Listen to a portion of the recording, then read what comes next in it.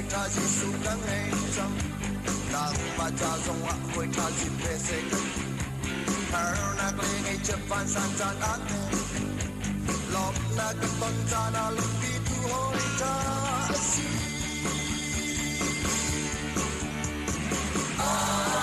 mai chân ngay cha tung lâu sung ta ta van san chim đi tung lâu Jesus nghe chân lom na cất tình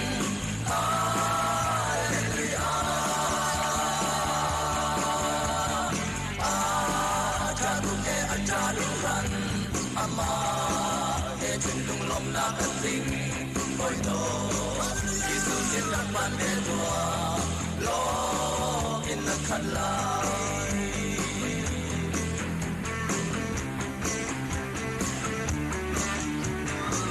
ôi cha Giêsu ni mi xuân ắt bồ lâu là in nong xuân hang hộ hang dòng hậu mạnh ắt bồ lâu amen mi bial ni ôi con tha xem tí an an xuân áp bial de ngay cha min luat nam bê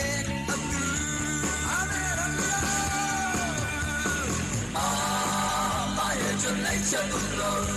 sông ra ta quan san chim bị lâu Giêsu hệ chân lòng na ta tình Hallelujah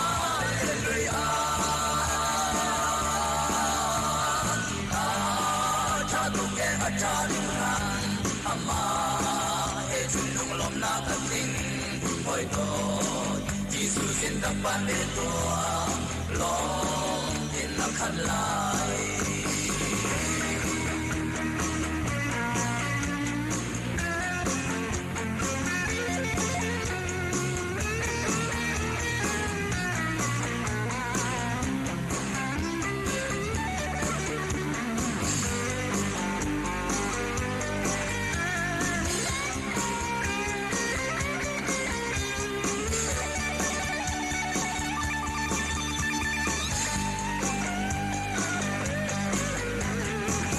ngày cầu lâu lên ngày cha ban sang đi Giêsu Christ na hoi tha pi ta ser ve man na ngày ban lâu mi lom na kin na khat la na chilit an sa lai lom na kin na khat la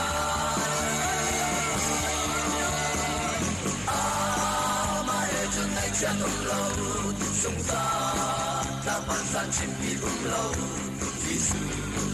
e chân lom na ta tình Hallelujah